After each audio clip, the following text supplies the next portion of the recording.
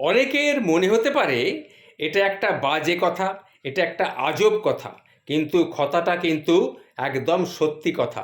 এটা আমি আপনাদের বলে দিচ্ছি, ভালো করে শুনে নিন ব্যাপারটা কি, তাহলে বুঝবেন। গত ৭৫ বছরে সরকারি পর্যায়ে বটগাছ, নিম গাছ আর অশ্বত্থ গাছ লাগানো বন্ধ রয়েছে। অশ্বত্থ গাছ 100% কার্বন ডাইঅক্সাইড, বট গাছ 80% কার্বন ডাইঅক্সাইড এবং নিম গাছ 75% কার্বন ডাইঅক্সাইড শোষণ করার ক্ষমতা রাখে। পরিবর্তে লোকেরা বিদেশি ইউক্যালিপটাস রোপণ শুরু করেছিল, যা জলের জলের জমির জলকে একেবারে শোষণ করে নিয়ে জমিকে জলশূন্য করে দেয়। আজ ইউক্যালিপটাস, গুলমোহর এবং অন্যান্য শোভাময় গাছ সর্বত্র দখল করে নিয়েছে।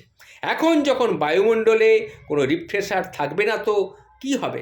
তাপ তো বাড়বেই। ভারতবর্ষে এখন যে গাছগুলোর দরকার প্রয়োজন ছিল, সেই গাছগুলোই এখন আকাল পড়ে গেছে।